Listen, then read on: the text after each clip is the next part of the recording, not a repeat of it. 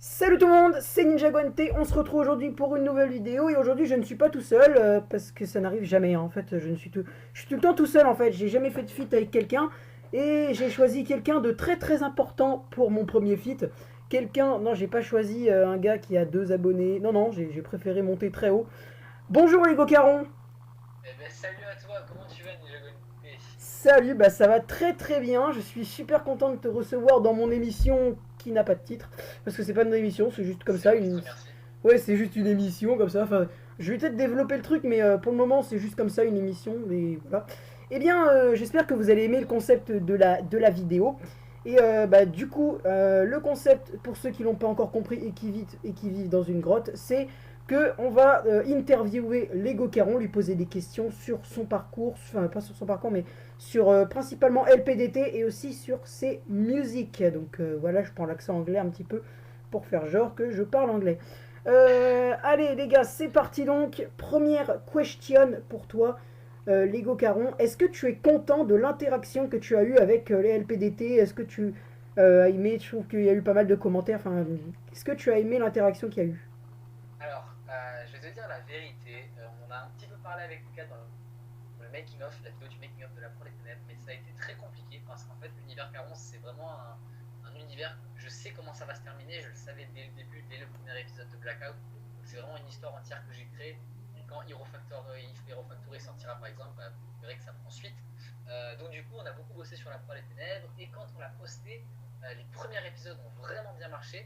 Mais on a eu certains, je dirais la moitié des épisodes, bah, où les gens n'ont pas forcément adhéré en fait. Enfin, ils ont aimé, mais ils ont été cash. Ils m'ont dit non, là j'ai pas kiffé.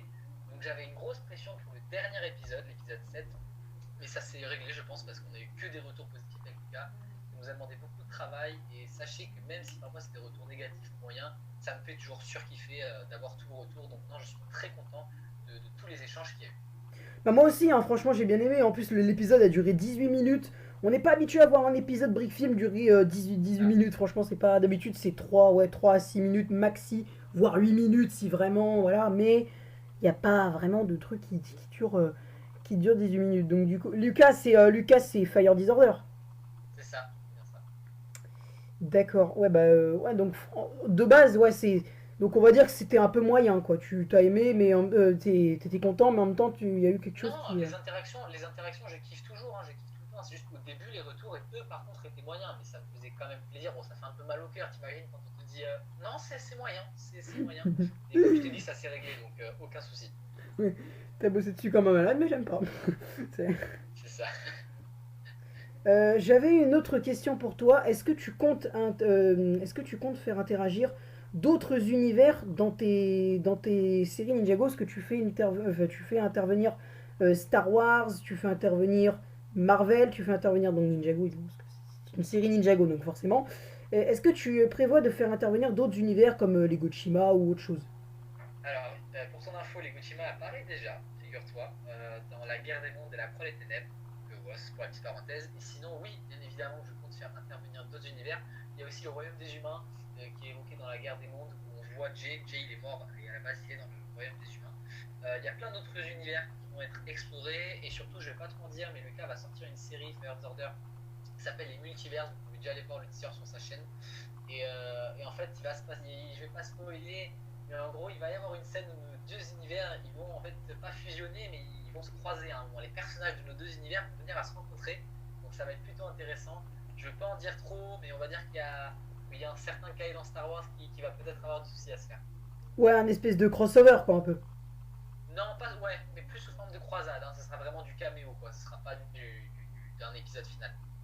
Ok, je vois. Est-ce que tu as d'autres projets, enfin, est-ce que tu as des projets un peu qui ressemblent à LPDT, avec cet épisode qui pourrait sortir un peu au même, enfin, un peu, comment dire, un peu au même durée d'épisode. On rappelle que, enfin, là, pour l'épisode 6 et 7 même je crois, épisode 5 je sais plus trop, mais je crois que l'épisode 5 aussi, ils étaient sortis, les 5 premiers ou les 4 premiers, ils étaient sortis, je crois, un jour le premier, ensuite le jour suivant le deuxième. Je sais plus si c'était C'est le ça. 5 aussi.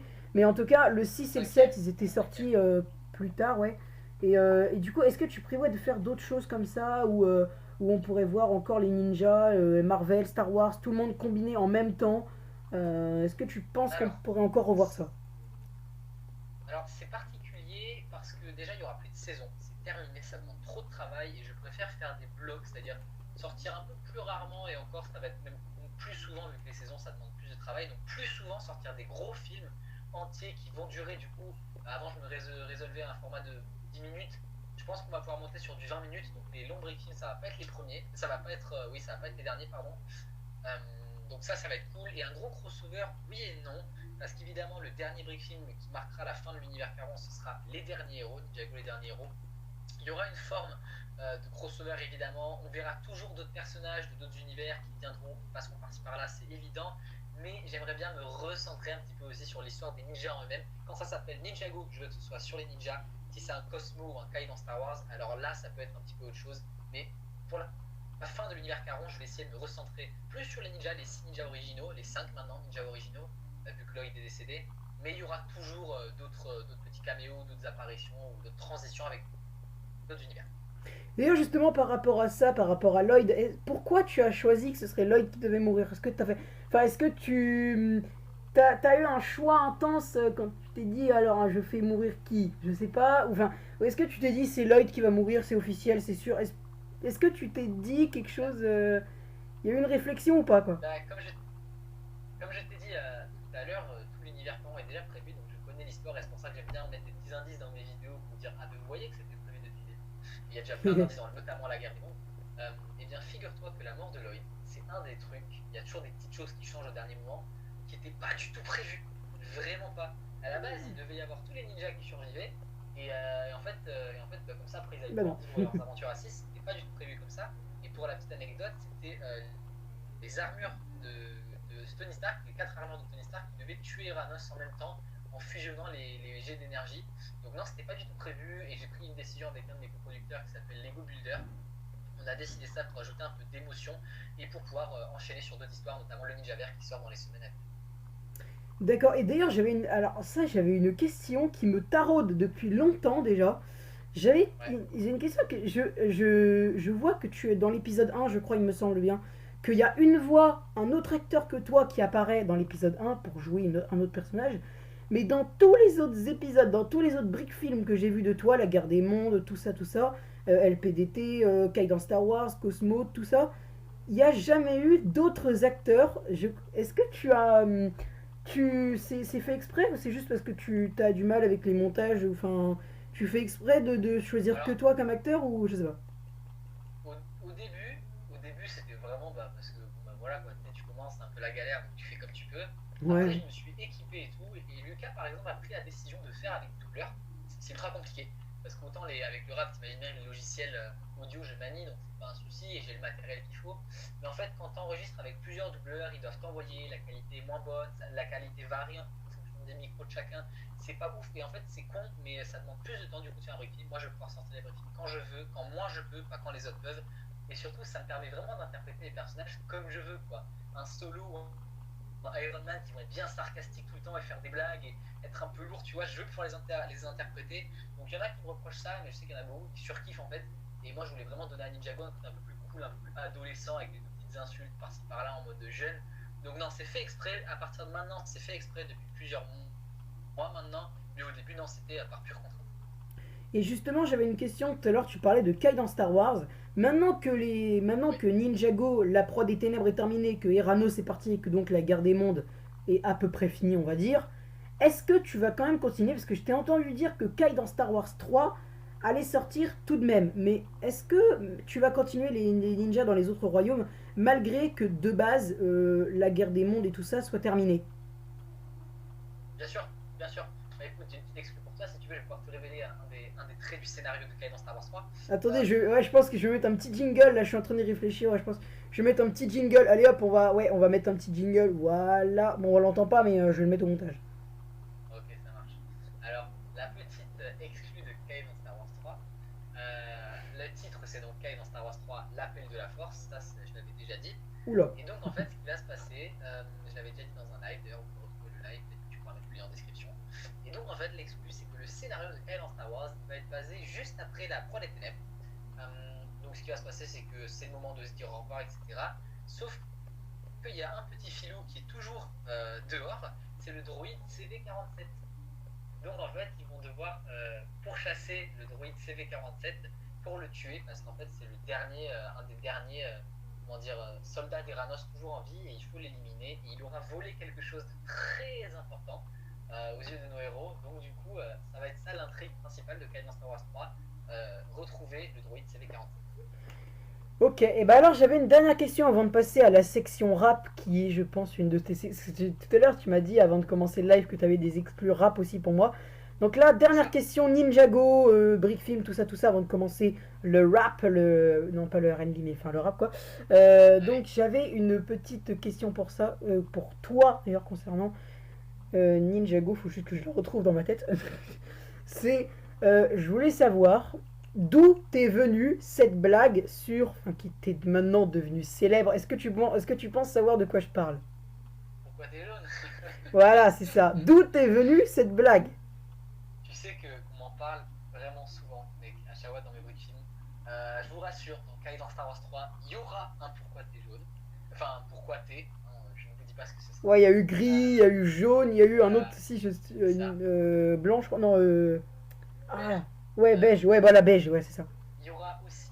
Il y a un truc que ça avait beaucoup plu, c'était le fait qu'il y ait une musique Big Foley à la fin de Kai dans Star Wars 3. J'ai décidé de mettre une nouvelle musique Big Foley à la fin. Elle existe déjà, vous pouvez la trouver, je vous laisse deviner laquelle c'est. Dans le même style que Gangsta. Enfin voilà, il y aura plein de références aux autres Kai dans Star Wars. Je vais essayer de me recentrer vraiment beaucoup sur l'humour, les effets spéciaux, faire un truc quali.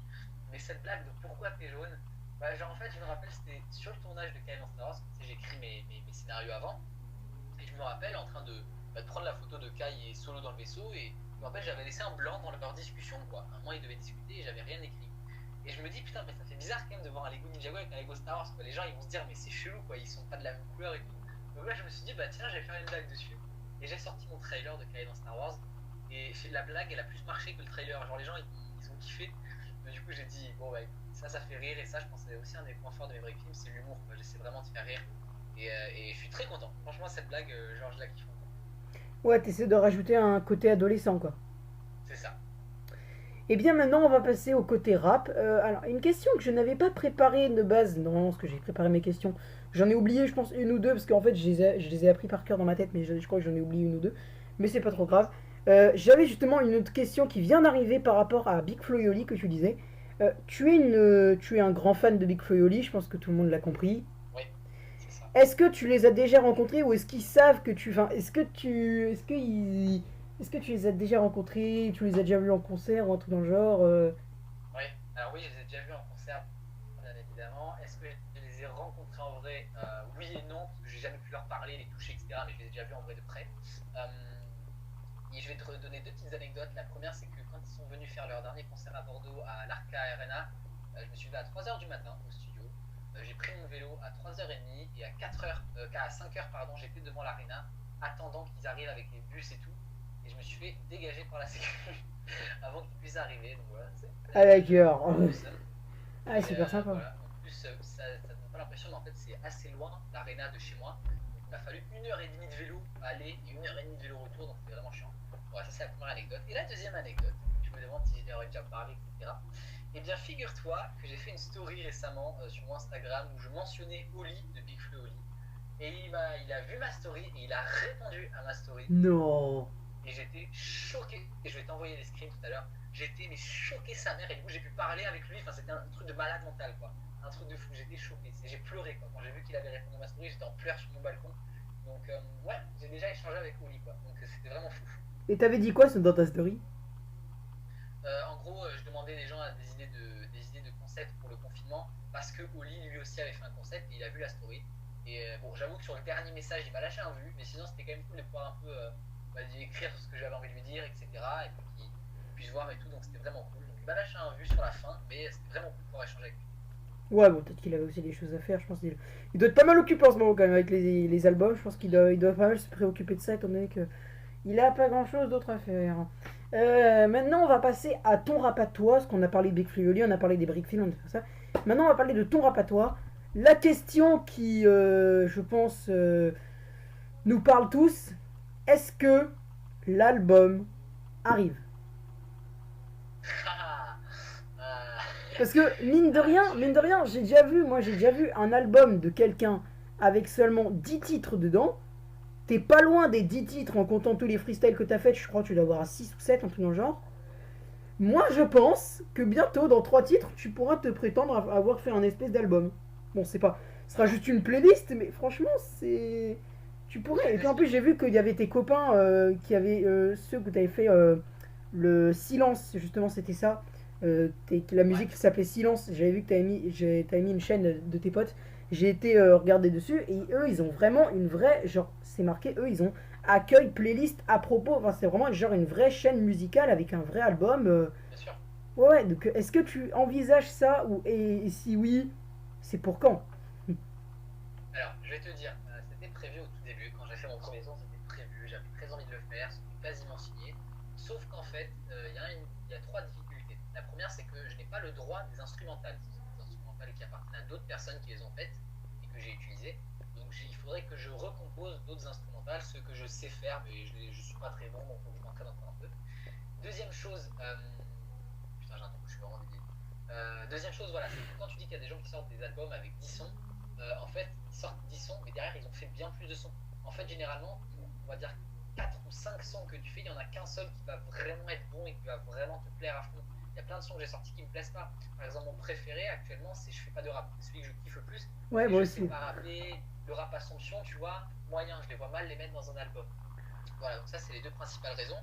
Et surtout, voilà, il y a un studio avec lequel j'enregistre, etc. Mais c'est plein de contraintes, j'ai pas les droits, j'ai pas assez de musique. Et il y a une troisième raison qui m'a échappé, mais c'est pas très grave. Donc au final, ah oui, c'est surtout qu'en fait, quand tu fais un album, genre si tu te chies, si tu te loupes sur un truc, que tu dis un truc qu'il faut pas, ou que ça plaît pas ou quoi, c'est trop tard. L'album il est sorti, c'est la merde, elle est là, quoi. Tout le monde l'a vu et tout le monde peut l'avoir. Donc c'est chaud. Et j'ai préféré faire de la scène en fait. Parce que quand tu es sur scène, si tu te loupes une fois sur scène, bon, t'as, je sais pas, 800 personnes qui ont vu, mais c'est tout. Après, tout le monde va oublier, tu vois ce que je veux dire. Et t'as le Ouais. temps de te rattraper sur les autres spectacles, après, les autres concerts. Alors que quand tu fais une merde en album, bah, tout le monde le voit. Donc j'ai préféré d'abord faire un peu de scène et faire après éventuellement un album, même si c'est pas encore fait. Mais c'est pas pour tout de suite, vraiment pas. Tu prévois une carrière dans le rap game ou pas? Je sais pas, franchement, je sais pas. Au début, je m'étais persuadé que non. Je me rends compte que c'est grave possible en fait. Mais je sais pas du tout. J'ai envie de te dire non, que ça restera une passion, mais on ne sait pas de quoi l'avenir est fait. Donc, mais je pense plutôt que non. Mais n'hésitez pas d'ailleurs à nous dire dans les commentaires hein, si vous voulez des. Si vous d'ailleurs, je pense si vous avez des questions que j'ai oubliées dans les commentaires, n'hésitez pas à les poser. Je pense que moi et les Gocaron, on se fera un plaisir d'y répondre. Eh bien, bah voilà. Donc, dernière petite question avant de se quitter, parce que déjà mon portable est en batterie faible et en plus, sinon ça va devenir vraiment très long. Je pense que je vais devoir faire en partie 1 et partie 2. Je sais pas, peut-être pas, non, peut-être pas, je pense pas. Est-ce que tu as prévu un autre duo avec Lucie? Parce que c'est vrai que Lucie, on l'avait entendu dans la chanson Laisse-toi guider, mais on l'avait entendu en bruit de fond, quoi. Tu chantais tout le temps dessus. Donc, est-ce que on va enfin entendre sa voix? Ouais, vous allez très probablement avoir quelque chose avec Lucie. On n'en a pas encore discuté, mais en fait, Lucie, la raison pour laquelle elle chante que par-dessus moi, c'est que c'est la première fois, elle, qu'elle enregistre en studio. Elle était assez stressée et inquiète de comment ça allait se passer. Parce que c'est une pression quand t'es en studio. Bah oui. Du coup, on a fait le choix technique qu'elle ne fasse que les voix par-dessus moi au cas où elle se sent pas sereine, au cas où ça lui plaît pas.